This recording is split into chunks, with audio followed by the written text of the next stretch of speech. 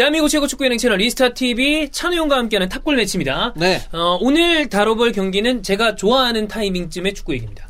왜냐면 이때는 아스날이 잘했거든요. 목이 많이 돌아왔네요. 많이 좀 돌아오고 있죠? 네네. 예, 한 2, 3주 있으면 제법 괜찮아지지 않을까? 2, 3주나 걸려, 근데. 이 상태에서도? 주사 때린 다음에 4주 정도 후부터 본 궤도로 돌아온다. 네. 0203 시즌으로 갈 거고요. 네. 챔피언스 리그로 갈 겁니다. 그렇습니다. 네. 챔피언스 리그 8강. 8강. 밀란과 아약스의 경기. 아약스의 2차전 경기를 오늘 준비를 했습니다. 네. 그래서 요 2002-2003 시즌 챔피언스 리그 얘기를 잠깐 해보면요. 이 시즌은 이탈리아 클럽들의 마지막 불꽃. 그렇죠. 결승이 뭐. 유벤투스. 예. 인테르까지 이제 4강에 진출했고요. 그래서 이제 요 4강을 두고서 이제 코파 이탈리아의 초청팀이 레알 마드리드다. 이런 얘기가 있었어요. 맞아요. 네, 레알 마드리드만 이제 4강이 딱 껴가지고. 있었죠. 이탈리아 클럽들 사이에서. 그리고 이제 이 경기 있기 이전에 다른 쪽 잠깐 살펴보면은 이제 맨유와 레알 마드리드 이게 전설의 3샷 3킬 호나우두의 요게 이제 요 시즌에 나왔던 그 득점이 되겠고 이 경기 이후에 결국에는 로마니 네. 축구판에 들어오는 그 계기가 된 그렇죠. 슈퍼 에이전트 자하비와 함께 예. 네. 그리고 또 요 시즌이 이제 2차 조별리그가 있었던 마지막 시즌입니다. 네. 요 시즌까지가 이제 2차 조별리그가 있었고 요 다음 시즌 2003-2004 시즌부터는 현행 체제죠. 그래서 이제 조별 라운드 치르고 그다음에 16강 토너먼트. 노카웃 토너먼트로 가는 그런 체제로 바뀌게 됩니다. 제가 이제 이 경기를 선택할 이유는 댓글 보다 보니까 밀란 좋았던 시절 좀 얘기해달라. 이 댓글이 꽤 있었어요. 근데 두 분이 짠 것도 아닌데 기가 막히게 영주 형이 방금 9394 밀란을 얘기했거든요. 너무 옛날이에요. 저는 그래서 안 합니다. 너무 옛날이기 때문에 참고로 하나 말씀을 드리면 그 LTR 편집하는 네네. 우리 요원이 형님 내일 그 송영주 위원님이 뭐 하신대요? 9394 밀란이라는데요. 그랬더니만 그 친구 하는 말이 와 됐다. 물론 얘기할 거는 굉장히 괜찮지만 그렇죠. 제가 볼 때 뭐 유튜브에 이렇게 적합한 것 같지 않다. 예. 좋습니다. 네. 근데 요때는 기억도 나고 자료도 제법 많이 남아있고 그렇죠. 기록들도 많이 남아있는 경기이기 때문에 그리고 이 경기 자체가 굉장히 극적이었습니다. 맞아요. 밀란이 굉장히 극적으로 이제 상황에 진출했기 때문에 이 경기를 선택을 했습니다. 그래서 양 팀의 상황 잠깐 알아볼게요. 밀란 먼저 얘기를 해보면 이 화무시비롱이라고 엄청나게 진짜 성공적이었던 사키, 카펠로 요 시대를 지나가서 2000년대 이제 초반에 들어가는 요 시기의 밀란은 약간 혼돈의 시기였습니다. 네. 그래서 기적적인 우승을 차지했던 자케로니 감독 98-99 시즌에 기적적으로 우승을 했는데 이 이후에 비오프와 함께 추락했고요. 저는 저렇게 자케로니만 들으면 웃기죠. 자케로니 짜짜로니 그러면서 약간 왠지 막 느낌이 막 있기 때문에 사실 되게 그렇게 무시당할 사람은 아닌데. 그렇죠. 네. 펄이 리그 우승도 해봤고. 그러니까. 그 다음에 또 그 다음엔 사실 리그에선 그렇게 좋은 기억은 없는데 그 대신에 일본 대표팀을 맡아서 일본 대표팀 또 전성기 나름대로 괜찮았던 시기에 또 감독이기도 했었고. 그리고 이제 요 이후에 자케로니 감독 이후에 이제 파티에테린 감독이 이제 팀을 맡거든요. 근데 2001-2002 시즌 5개월 만에 잘립니다. 이건 사실 여러 가지 이유가 있는데 나중에 기회가 되면 또 할 기회가 있었으면 좋겠어요. 그래서 이제 테린 감독이 물러나고 난 이후에 이제 팀을 맡았던 게 바로 안첼로티입니다. 그러니까 안첼로티 감독은 사실 유벤투스에서 물러난 이후에 본인은 그냥 1년 정도 내가 쉬어야겠다라고 이렇게 생각을 하고 있었대요. 근데 밀란이 부르니까 나중에 이제 본인이 얘기하기로 밀란이 불렀을 때 나는 안 올 수 없지. 전혀 망설임이 하나도 없었고 무조건 가야겠다고 생각을 했었대요. 그래서 이제 안첼로티 감독이 이제 팀을 맡아가지고 나름 이제 팀을 추스리면서 이제 4위로 시즌을 마감을 하고 챔피언스리그 티켓을 따내죠. 사실 2001-2002 시즌, 그러니까 테린 감독이 이제 맡았던 시즌에 밀란이 나름대로 돈을 많이 썼습니다. 이 시즌에 영입된 선수들이 후이코스타, 그다음에 인자기, 삐를로, 하비모레노, 도나티, 뭐 이런 등등 이런 선수들인데, 그러네. 네, 후이코스타하고 이제 인자기는 당연히 빅네임 스타니까 중량감 있는 당연히 뭐 비싼 금액을 주고 샀고, 그다음에 삐를로, 하비모레노, 마시모 도나티 이런 선수들도 꽤 나름 큰 돈을 들여서 영입한 선수들이었습니다. 그리고 이 시즌에 밀란의 영웅 이브라임 바가 다시 돌아온 시즌. 전설의 바. 와, 옛날에 세레머니에서 바가 블랙스타 아니었나요? 바 항상 이 대가로. 기억난다. 진짜 오랜만이다 바. 그렇죠. 그러니까 이 시즌에 단순 계산만 해가지고 이제 지출만 따지면 이 시즌에 1억 4천만 유로 썼습니다. 엄청 많이 썼네. 2001년도에. 이 돈을 썼어요. 야, 지금도 이 정도 썼다 그러면 돈 되게 많이 썼다 이런 얘기인데. 근데 이 시즌에 20년 전에. 20년 전에. 그래서 이 2002 시즌 얘기를 잠깐 해보면 예. 이 시즌 우승이 최종 34라운드에 결정이 됩니다. 33라운드 시점에서 1위를 달리던 팀은 인텔이었어요. 최종 라운드 이제 라치오랑 경기를 하는데 네. 예, 그레스코라고 자주 풀백이 있어요. 네네네. 예, 포보르스키한테 속절없이 털립니다. 그러면서 뭐 아무튼 그래서 최종적으로는 1위가 유벤투스 71점, 2위가 로마 70점. 전 라운드 1위 달리는 인테르는 이 경기 지면서 3위로 떨어지면서 69점. 그래서 이제 이때도 로마는 콩이군요. 예. 그렇죠. 로마는 참 콩 많이 해. 진짜 콩이야. 예. 예. 그래서 밀란이 이제 4위를 차지하게 했는데 3위 인테르와 승점이 14점 차이가 났습니다. 좀 많이 벌어져 있네요. 물론 이제 초반부터 좀 안 좋은 부분이 있긴 했었죠. 그래서 2002-2003 시즌을 앞두고 근데 안첼로티가 나름대로 팀을 추스려서 좀 올라왔잖아요. 그래서 나름 또 큰 돈을 또 씁니다. 예. 그래서 이제 당시에 이제 이탈리아 클럽들이 이제 재정위기가 대두되고 있던 시기였어요. 대표적인 클럽들이 이제 파르마, 피오렌티나, 라치오 이런 클럽들이 이제 재정위기가 이제 도래되던 시기였는데 그래서 이제 후이코스타 선수가 이제 그런 식으로 해서 피오렌티나로부터 영입을 했었는데 그 다음에 이제 밀란이 영입한 선수가 이번에는 네스타를 이제 영입을 하게 됩니다.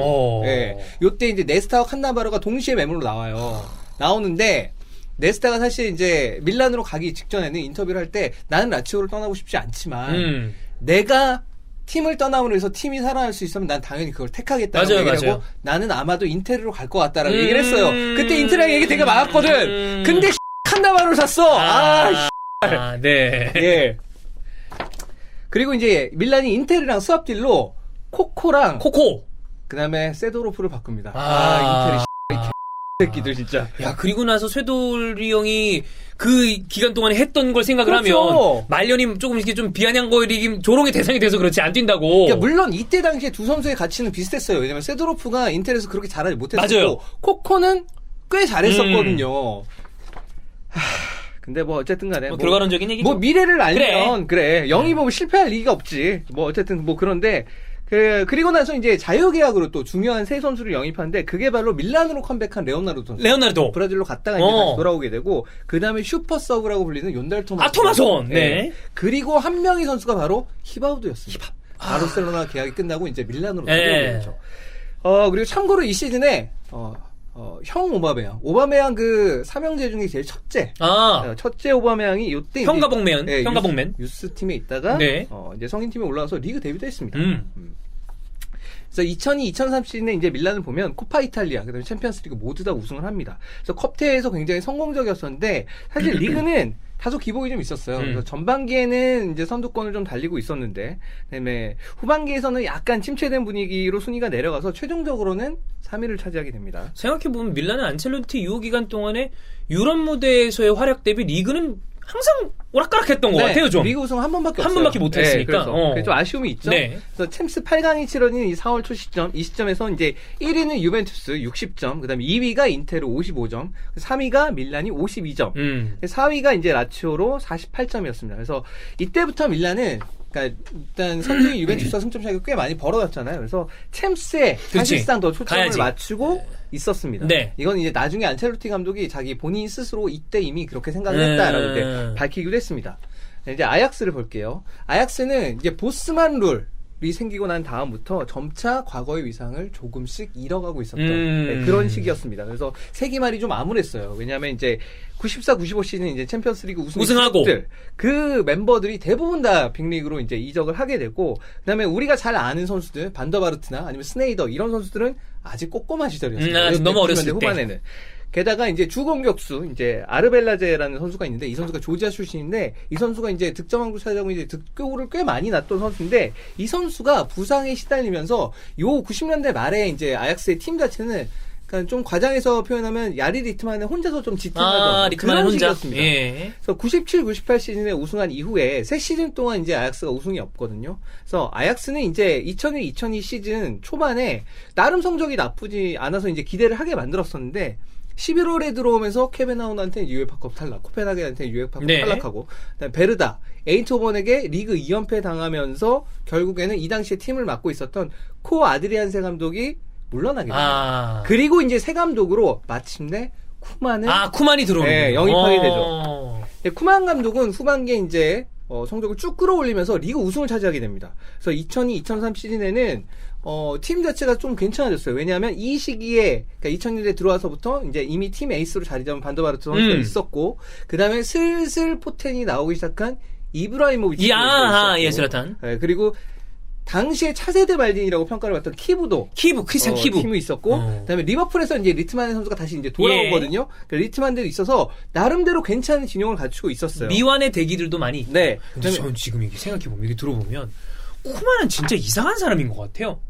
특이한 감독이에요. 특이한 사람이야. 네. 잘할 땐 잘해요. 선수 때도 보면 정말 독특한 수비수였잖아요. 그렇죠. 근데 수비수이자 미드필드, 수비수도 미드필더 아니고, 그니까 오늘날에 어떻게 보면 그렇지. 그 라볼피아나 같은 개념을 만들어낸 선수라고 볼 수 있죠. 근데 골 넣는 거 보면 여는 공격수보다 슈팅은 더 좋고 엄청난 중거리슛 가지고 있는. 근데 감독 때 보면 어떤 팀 말아먹는 것도 화끈하게만 말아먹고. 발렌시아 대박이죠. 네, 근데 또 잘할 때 보면 와 소리 나고 이 되게 특이한 사람이야. 지금 네덜란드 대표팀은 굉장히 좋잖아요. 네.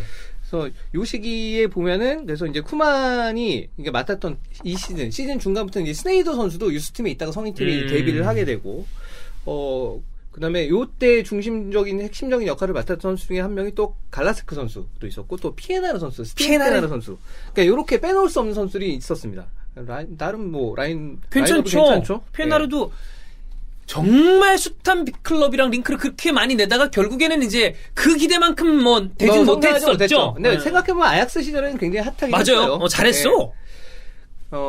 리그에서는 이제 리그가 이제 이 2002, 2003 시절 리그가 좀 어려웠던 게 뭐냐면은 돌아온 히딩크 감독 PSV 이끄는 에인트호번이 이제 초반부터 상당히 압도적인 성적을 거뒀어요. 그래서 1위를 결주했었고 아약스는 이제 페이노르드와 함께 이제 2위 싸움을 하는 그런 형국이었습니다. 그러다가 시즌 말미로 갈수록 에인트호번이 약간 지충하기 시작을 하면서 아약스하고 이제 페이노르드가 맹렬하게 추격을 했는데 뭐 최종적으로는 끝내 우승은 이제 에인트호번이 승점 1점 차이로 이제 우승을 차지하고 요때 보면은 이제 이 3강의 감독들이 각각 히딩크는 에인트호번, 쿠만은 아약스, 그다음에 페노르드는 반마르바이크 감독. 반마르바이크. 네. 다시 봐도 상당히 좋은 감독들이고 요렇게 치열하게 이제 싸움을 할 만하다. 요런 생각이 좀 드는 그런 멤버들, 감독들이었습니다. 그러니까 에인트호번 잠깐 보면요. 이 시즌에 이제 에인트호번이 캐즈만이 정말 미친 듯이 골을 넣던 그런 시기였습니다. 그 시기였었고 막 30몇 골씩 때려받고 그랬었잖아요. 35골인가 맞아요. 그런 시기였고 이 시즌에 또 박지성, 이영표가 이제 에인트호번으로 이제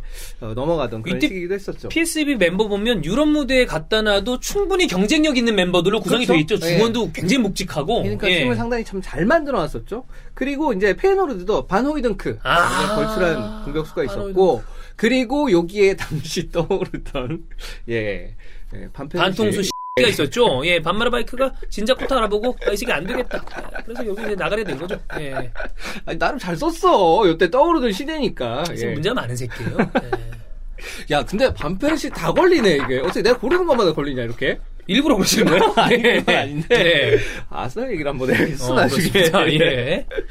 그랬었고 그리고 또 오노 신지가 또 이때 있었습니다. 페노르드에 있었고 그다음에 송정국이랑 김다민 선수는 이제 페노르드 진출을 하게 되죠.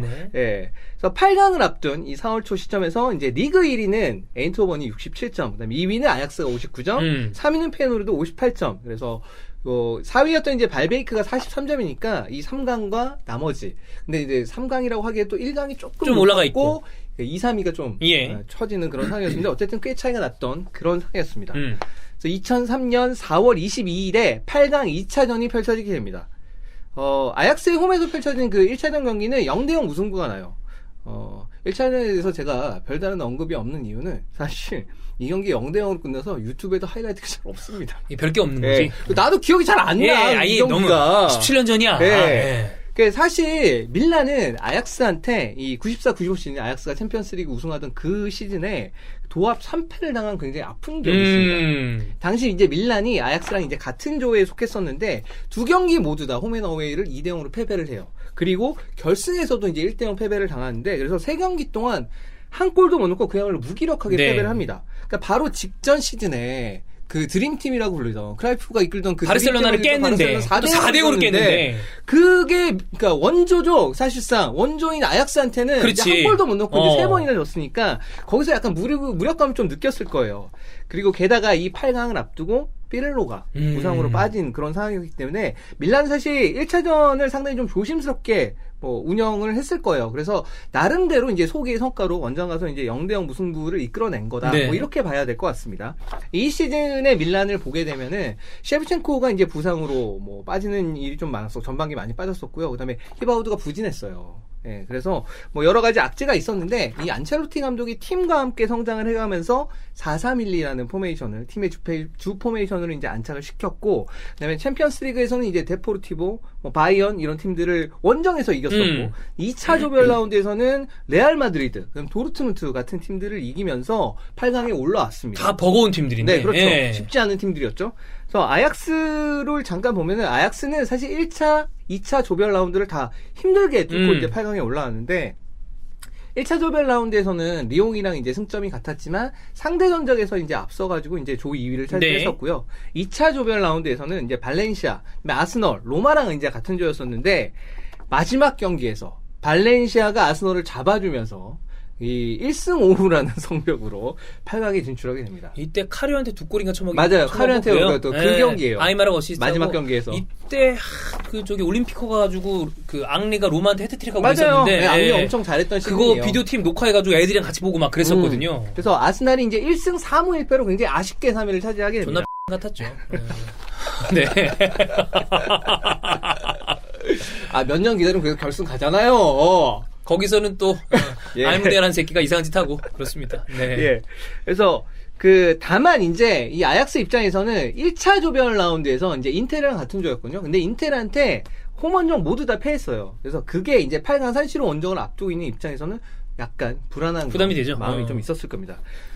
이 경기 라인업을 보면, 밀란 이제 4-3-1-2로 나오는데, 아까 말씀드렸듯이 피를로가 빠진 그런 라인업이에요. 그래서 전반에 이제 인자기와 셰프첸코 선수가 쓰고, 그 뒤를 후이코스타가 받치는 그런 라인업이었었고, 그 다음에 이제 아약스는 전통의 4-3-3 포메이션으로 들고 나오는데, 이 경기도 이제, 여기도 이제 빠진 선수들이 좀 있어요. 그래서 이제 스네이더 선수가 주전으로 나오고, 그 다음에 전방의 3인이 반데르메이데, 이브라이모비치, 그 다음 피에나르, 이렇게 3인방의 공격, 앞선에 이제 위치를 하게 됩니다. 인테르 팬으로서 반더메이드는 좋아하시나요? 아니요. 좋아할 리가 없죠. 예. 갑자기 생각이 나네요. 세레머니만 멋있어, 이게 총 쏘는 거. 예. 네. 아약스 때는 잘했는데. 그 아약스 때는 진짜 기막혔는데. 저는 가서 대박령임이라 그랬어요. 엄청 잘할 것 같은 거야. 근데 엄청 못하더라고. 와, 진짜 초 한 5경기 잘했나? 맞아. 잠깐 반짝했지. 윙어들이 참 힘들어요. 쉽지 않아. 네. 이때는 하여튼 힘들었었어. 네. 양팀 모두 다가 이제 중요한 선수들이 빠진 상태로 이제 8강 2차전을 맞이하게 되는데, 밀란 쪽이 사실 좀 더 타격이 컸습니다. 그러니까 아약스는 이제 반데르바르트, 그다음에 막스웰 선수가 이제 부상으로 이제 이 경기에 나오지 못했는데, 반데르바르트 선수를 보면 이 시즌에 무릎 부상으로 인해서 꽤 많은 경기를 나오지 못했었어요. 근데 대신에 스네이더가 있었죠. 그러니까 반데르바르트 부상 때문에 사실 스네이더 선수가 기회를 좀 잡기 시작을 했던 거거든요. 그러니까 밀란의 경우는 근데 세도로프 선수가 이제 1차전에서 부상으로 빠진 다음에 이 경기에서도 역시 이제 부상으로 못 나오게 되고, 피를로는 이제 부상으로 8강 1차전부터 빠져 있었고, 가투소 선수가 1차전에서 받았던 경고 때문에 경고 누적으로 이 경기에 못 나오게 됩니다. 밀란이 완전 누더기였네. 그러니까 밀란이 자랑하는 그 3미를 다 못 나오는 거예요, 이 경기에서.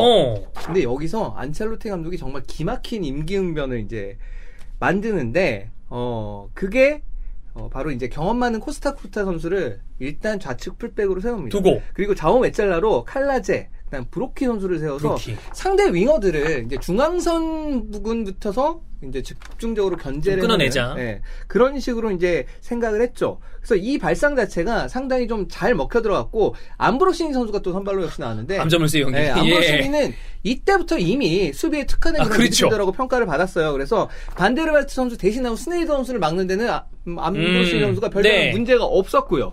실제로 아약스가 이 경기 전반에 굉장히 고전합니다. 한편으로는 또 아약스는 심판도 근데 좀 따라줬었어요. 그러니까 전반에 사실 인자기한테 말도 안 되는 옵사이드 판정이 나는데, 수비수 한 3m 뒤에서 들어가는데 그걸 옵사이드를 풀어요. 그건 제가 봤을 때 인자기에 대한 선입견이 아니었을까. 그냥 저 새끼 옵사이드 같은데? 네. 이게 있었고, 그 다음에 이제 브로키 선수가 이제 슛을 한 게, 수비수 발에 맞고 굴절해서 이제 골문 안쪽으로 빠져들어거든요. 그거를 이제 로번트 골키퍼가 진짜 가까스로 막아내요. 막아내는데 이게 들어간 것처럼 보이거든요. 지금처럼 골라인 판독이 되면 가 있었으면 아마 저는 이게 골이지 않았을까, 인정받지 않았을까 싶을 정도로 카메라 각도가 뭐 그럴 수도 있겠지만 들어간 것처럼 보여요, 그렇지. 그게. 아니, 그 이후에 펼쳐진 월드컵에서는 그냥 대놓고 들어간 것도 뭐 그렇지. 기술 없다고 뭐 그냥 저기 왼발은 했는데 얼마나 억울해. 억울하잖아. 그 멋있는 중거리가. 그렇죠. 네. 그러니까 이게 밀란이 끝내 올라갔기에 이제 망정이지. 그렇지. 만약에 못 올라갔으면 이거 말 되게 많이 나올 뻔했어요. 네. 밀란 팬들은 아직도 푸요를 싫어해요. 그래서 아, 그렇죠. 그런 판정들 때문에. 네. 아, 그렇죠. 그렇죠. 네. 장풍 사건 때문에. 그럴 수 있죠. 예. 예. 제라도 별로 안 좋아하더군요. 예. 많이 안 좋아하죠. 네. 예. 예. 이제 아무튼 이제 아약스의 측면이 이제 잠잠했던 반면에 밀란은 이제 셰프첸코 선수가 측면으로 빠져서 움직이면서 인자기 선수 이제 공간을 자주 만들어줬고 이 지점에서 이제 후이커스타 선수의 패스들도 상당히 빠르게 잘 들어갔습니다. 그래서 숫자가 그렇게 많지 않음에도 불구하고 적은 숫자로 이제 아약스의 수비진을 잘 공략을 하면서 위협적인 장면들을 많이 만들어냈어요. 결국 이제 전반 30분에 셰프첸코 선수가 이제 측면으로 빠져서 크로스를 올린 거를 인자기 선수가 절묘한 헤더로 선취골을 득점을 해냅니다. 예. 선취골 한 이후에 인자기가 이제 벤치 쪽으로 자기 벤치 쪽으로 달려가서 이제 포옹을 하는데 그때 제일 먼저 포옹을 한 게 사복 입고 있었던 피렐로입니다. 네, 기억나요. 피렐로가 부상 때문에 이제 그냥 자기 옷이 입고 있었거든요. 유니폼이 아니고 맞아요. 트레이닝복도 아니고 벤치도 안 앉았으니까. 근데 딱 포옹하는 장면을 보면서 되게 재밌다라는 네. 생각이 들었어요. 여담으로 이때 위닝 11 보면은 위닝 11에서 셰프첸코 선수가 실제로 이제 보면은 측면으로 빠져서 공받는 움직임이 굉장히 잘 구현이 됐었어요. 요때 당시까지만 해도 위닝 11 진짜 잘 맞는 축구 게임이었어요. 그때는 그냥 위닝판 아니었나요? 그렇죠. 그러니까 한국에서 위닝 11 진짜 많이 했어요. 다 위닝이었지. 미친 듯이 했죠. 네. 네. 진짜 위닝 많이 했어. 네, 그래요. 네. 지금도 사실 근데 플스만 잘 없겠지만 다 위닝 많이 하지 않나? 네, 지금도 그러니까 대전은 위닝을 좀 많이 하고 솔로로 뭔가를 하는 건 또 피파를 많이 하고 그런 것 같아요. 네. 네. 피파는 한국에서는 사실 피파 온라인을 많이 피온을 해서 좀 많이 하고 그것 때문에 아무래도 이제 직접 만나서 오프라인에서 만나서 하는 게임들은 위닝을 더 많이 하는 것 같아요. 그 피파는 이제 또 카드라는 개념이 또 확 부각이 되면서 약간 다른 종류의 느낌이 들죠. 맞습니다. 예. 자, 그래서 후반에 들어와서 이제 전반전은 이제 지고 있는 채로 이제 마쳤으니까 후반에 들어서 이제 쿠만 감독이 승부수를 띄우는데 그게 이제 좌측 풀백으로 이 경기에 나왔었던 반다미 선수를 빼고 관록의 리트마넨 선수를 투입을 하는 겁니다. 그러니까 두 명의 플레이메이커가 뛰는 거잖아요. 스네이더가 있고 그다음에 리트만이 있고 이 두 명의 플레이메이커가 뛰는 이 상황 자체가 밀란의 미드필더들이 그때까지 수비를 굉장히 잘해주고 있었는데 상당히 좀 혼란스럽게 만든 그런 상황이 있었고 연쇄 효과로 당연히 밀란의 미드필더들이 이제 혼란스러워하니까 그때까지 잘 되던 이제 측면 수비도 슬슬 좀 허술해지기 들어오기 시작을 했습니다. 그러니까 이때부터 아약스의 측면 쪽에 이제 공이 좀 돌기 시작을 했었고, 그래서 이제 반데르메이디가 이제 활발하게 좀 움직이기 시작합니다. 결국 이 움직임을 바탕으로 해서 이제 아약스가 63분에 동점골을 넣게 되죠. 측면을 허물어낸 이제 반데르메이디 선수의 크로스, 그다음에 적절하게 잘 침투한 이제 리트만의 선수가 이제 득점을 하게 되죠. 그러니까 쿠만 감독의 이제 승부수가 성공이 된 거죠. 그런 상황이었습니다. 그리고 이 골이 들어간 순간부터 경기가 난타전 양상으로 흐르기 시작을 합니다. 바로 아약스가 동점골은 1분 후에 바로 이제 밀란이 다시 한번 이제 앞서 나간 득점을 하는데 이번에는 인자기가 이제 올려둔 크로스를 셰프첸코 역시 헤더로 굉장히 멋진 헤더로 성공을 시키면서 다시 이제 앞서 나가게 되죠. 그래서 2대1로 밀란이 리드한 상황이 됩니다.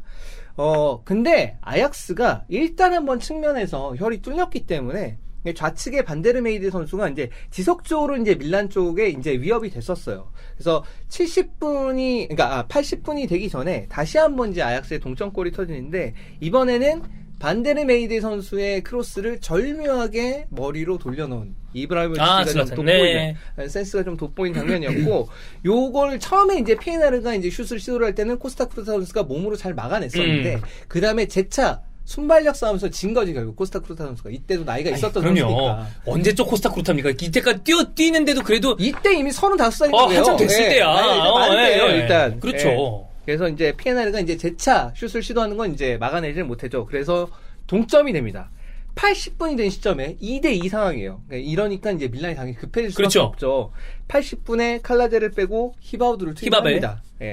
이 시점에서 후이코스타 선수의 진짜 대지를 가는 패스가 장렬하고 이 전매 특허죠. 그렇죠. 어디서 출발했는지 모르겠지만 결과적으로 딱 보면 공격수랑 골키퍼랑 1대1이야. 네. 이 공이 셰프첸코 선수한테 딱 정확하게 가요. 근데 셰프첸코 선수의 이 슛이 로번트 골키퍼가 발로 막아내면서 맞아요. 와 이게 이렇게 밀란이 떨어지나라는 그런 생각이 드는 그런 상황이었습니다. 밀란이 다시 이제 시미치를 빼고 이제 토마손 선수를 투입을 합니다. 연달 토마손. 그리고 요렇게까지 하니까 약간 이제 골 하나 진짜 우리가 먹히면 이제 완전 끝나는 거니까 야 마지막으로는 그래도 밸런스를 한번 생각을 해야겠다 해서 후이코스타를 빼고 레돈도를 넣었습니다. 레돈도. 이제 뻥축구 그 다음에 이제 앞에 공격수를 많으니까 어떻게든 넣어라 이렇게 하는데 여기서 한 번 더 생각을 했던 게 안첼로티 감독이 어떤 식으로 이제 그러니까 후이코스타를 빼면서 어떤 식으로 이제 전술 변화를 시키냐면은 일단 말디니하고 코스타크루타 위치를 바꿉니다. 말디니가 20점부터 30대에 접어들었기 때문에 센터백으로 더 많이 뛰던 시절이에요. 이미 네. 안첼로티 감독 부임 이후에는. 근데 말디니를 일단 좌측으로 빼요. 그래서 오버래핑을 시키고 그 다음에 암브로시니 선수를 앞으로 올리고 공격볼은 경쟁력이 굉장히 좋은 선수니까 좋죠. 암브로시니를 올려서 일단 1차적인 공격볼을 암브로시니가 따내서 떨궈주고 그거를 나머지 공격수들이 받아먹는 슛을 시도하는 이 방법을 씁니다. 그리고 아약스는 84분에 피에나르 선수를 빼고 그 다음에 나이젤 대형 이때 굉장히 어린다운 나이젤 대형이거든요. 나이젤 대형을 투입을 하는데 그러니까 이때부터는 완전 수비 모드죠. 그렇죠. 우린 잠그자 무조건 지킨다 이런 마인드로 갔는데 안첼로티 감독이 마지막에 역할을 바꾸고 전술을 바꿨던 게 정말 효과를 봐요. 말디니의 롱패스를 암브로시니가 헤더로 절묘하게 박스 안으로 집어넣어줍니다. 그리고 인자기는 로번트 골키퍼랑 맞선 상인데 이거를 진짜 센스 있게 인자기 그 로번트 골키퍼의 키를 넘기는 로빙슛을 시도를 하고 이거 사실 다 들어간 겁니다. 네. 근데 토마손이 끝까지 달려들어서 그걸 밀어넣죠. 네. 그렇지만 득점 자체가 워낙 극적인 골이었기 때문에 이게 추가 시간에 터진 골이거든요. 그리고 안첼로티의 원하던 그림이 딱 실현이 된 거고. 딱 맞아떨어진 거죠. 예. 그래서 안첼로티 감독은 그때 웃긴 게 이때는 경기장에서 이탈리아 감독들이 담배 많이 피던 때거든요. 되게 많이 피워. 이 골 들어갔을 때 안첼로티 담배 물고 있다가 이렇게 두 손 벌려서 연기를 확 뿜어내는 그 장면이 있어요. 거북선만이 네.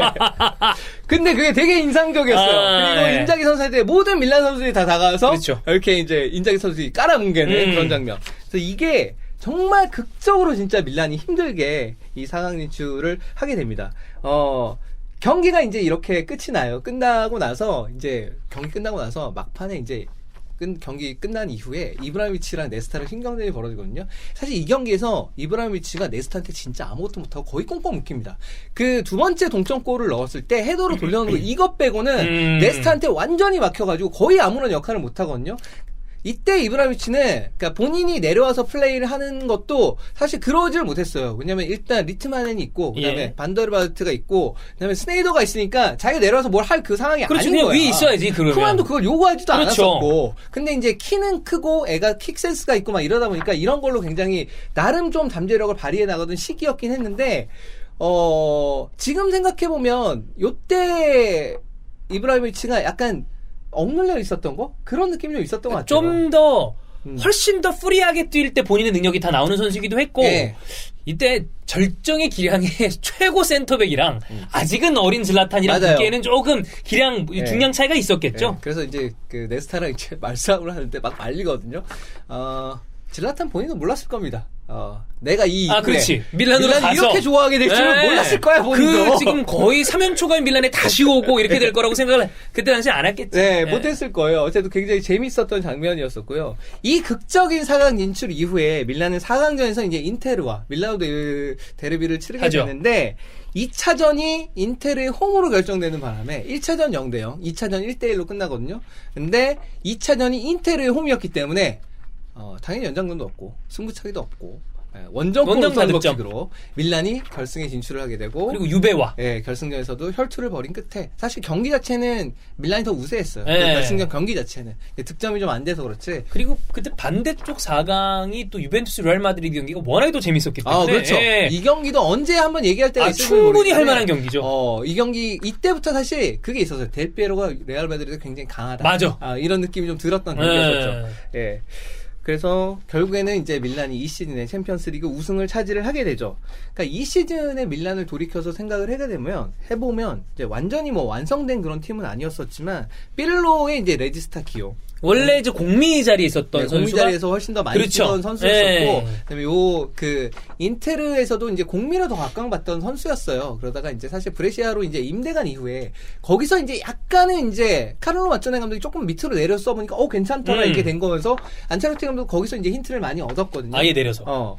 그런 것들이 있고 또 세도르프, 가투소 이렇게 이 선수들을 활용을 해서 2000년대 밀란이 유럽 무대 그다음에 리그 세리아 리그에서 이제 굉장히 좋은 모습을 보였었던 그 전술의 어떤 토대가 되는 발판을 만들었던 이 시즌이기 때문에 그러니까 뭔가 팀이 점차 시즌이 진행되면 될수록 점차 만들어지가는 그런 과정을 느낄 수 있어서 보는 맛이 굉장히 있었던 팀이었어요. 형 표현대로 안첼로티와 팀이 같이 성장해 나가는 좀 더 완성돼가는 느낌이었죠. 그렇죠. 근데 그런 것 치고는 사실은 굉장히 사실 안첼로티 감독이 이 시즌 전 시즌에 맡았긴 했지만 실질적으로는 이제 이 시즌 이제 자기가 원하던 대로 이제 만들어 나간 팀이잖아요. 그래서 이 시즌에 안첼로티 감독이 나중에 밝히는 본인도 사실 확신하지 못했다 그래요. 이 시스템이 잘 먹힐지 안 먹힐지 확신하지 않았는데 챔스를 치르다 보니까 강팀들이랑 계속 경기를 하는데 우리가 다 이기는 거야. 되는 거니까. 그러니까 이건 되겠다라는 생각을 갖고 있었고 결승전 때도 그래서 별로 그러니까 유벤투스랑 만나니까 좀 이상한 기분이긴 했는데 그래도 자기의 시스템에 대해서 의심하지는 않았다 그래요. 그래서 어쨌든 간에 상당히 좋은